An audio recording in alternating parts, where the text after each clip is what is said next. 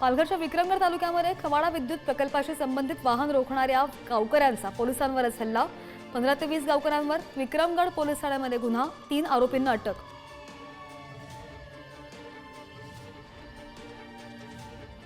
छत्रपती संभाजीनगरमध्ये नशेसाठी औषधांचा काळाबाजार करणाऱ्या टोळीची पोलिसांनी धिंड काढली।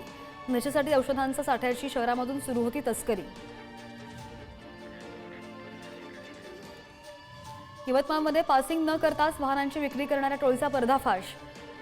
6 चारचाकी वाहनांसह एक दुचाकी जप्त। पुण्यासह विविध भागांमधून आणण्यात आली होती वाहनं। उल्हासनगर कॅम्प 4च्या सुभाष टेकडी परिसरामध्ये महिलेवर जीवघेणा हल्ला। महिलेच्या डोक्याला गंभीर इजा। पार्किंगच्या वादामधून हल्ला झाल्याची माहिती।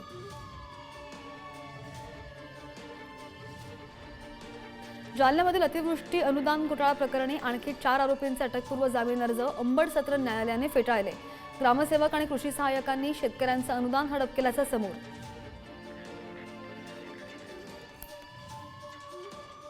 संभाजीनगरच्या बजाजनगर परिसरामधील कोलगेट चौकामध्ये किरकोळ वादामधून चाकू हल्ला। हल्ल्यामध्ये 1 जण गंभीर जखमी। वाळूस MIDC पोलिसांकडून तपास सुरू।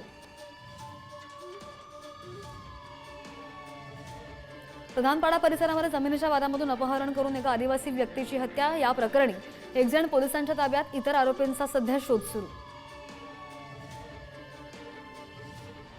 नाशिकमधील सिन्नर तालुक्यामध्ये हिंद रेक्टिफायर कंपनीमध्ये सुरक्षा रक्षकाला चाकूचा धाक दाखवत मारहाण। गोडाऊनमधून कॉपर वायर पाईपची चोरी। दोघांना अटक। 8 जणांविरोधात गुन्हा दाखल।